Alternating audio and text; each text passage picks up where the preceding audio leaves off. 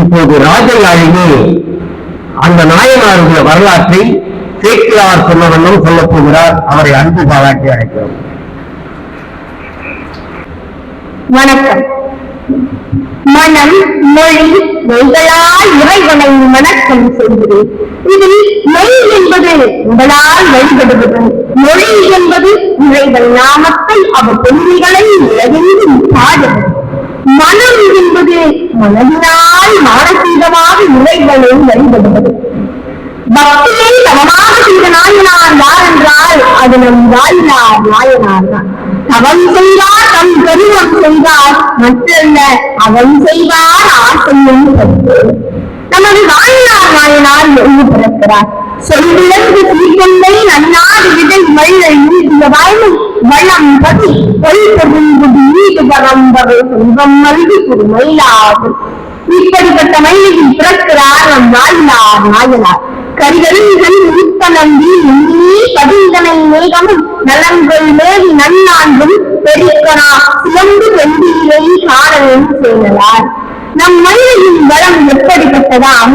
மழை நாடு முதல் வேறு நாடுகளில் இருந்து இறக்குமதி செய்யப்படும் யானை கன்றுகளை வளர்க்கும் அளவு செல்வ செழிப்போடு இருக்கிற ஒரு நாடு என்றால் அது நம் மயிலை தான். அது சரி, முத்தனம்பி முன்னீர் என்றால் என்ன? முத்துக்களை கரையோரம் கையும் கடல் கொண்டலாம் நம்மை. உயர்ந்த மாடங்களும் அவற்றின் மேல் தூக்கிய கொடி வரிசைகளுக்கு மத்தியில் நிலவின் கதிர்கள் வெட்டி பார்க்குமாம். ஆனால் ஒளிந்து கொள்ளுமாம் நிலவு. ஏன் கேட்டால் அதற்கு நம் சேக்கிழார் சொல்லும் பதில், பவளவார் மடவார் முகம் பார்த்தன்றி இவ்வளகம் சேர்ந்து ஒதுங்குவது ஒட்டுமாள். அதாவது இந்த உலகத்திலே அழகானது நிலவு. அப்படிப்பட்ட அழகான நிலவே பார்த்து அங்கு இன்னும் அழகான பெண்கள் உள்ளது என்று அந்த மயிலையின் பெருமைகளையும் அந்த வீதியின் நலனையும் மாடங்களின் மதியையும் சேக்கிழார் என்று பதிவு செய்கிறார். வீதியெங்கும் விழாயி காளையர், சூரியெங்கும் திரும்பல் தோகையர், உரியெங்கும் ஒழியா அணிவி பூதியெங்கும் துணைமணி மாடங்கள் என்கிறார். சங்க காலத்தில் தொண்டை மாநாடு என்று அழைக்கப்பட்ட மயிலையில் வேளாளர் மாமரபில் பிறக்கிறார் நம் வாயிலார் நாயனார். மண்ணுசி மயிலைக்குமானத கற்பெண்ணும் சூத்திரம் கொள்ள நன்மை சார்ந்த நலம் பெற தோன்றினார் தன்னை வாயிலார் எனும் தபோதயர்.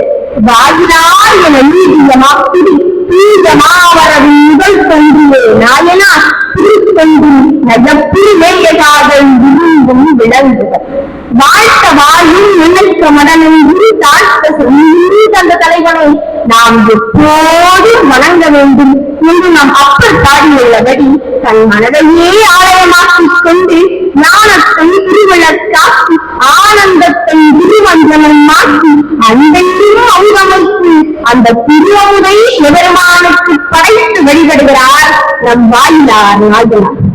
நம் வாயிலார் நாயனார் எப்போது சிவபெருமானுக்காக மௌனவிரதத்திலேதான் இருப்பார்.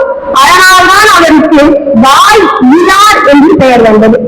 மயிலையில் உள்ள கோயிலில் முருகப்பெருமான் சன்னதிக்கு அடுத்து வாயிலாரை சிறப்பிக்கும் விதமாக வாயிலாருக்கு தண்ணீர் சன்னதி அமைக்கப்பட்டுள்ளது.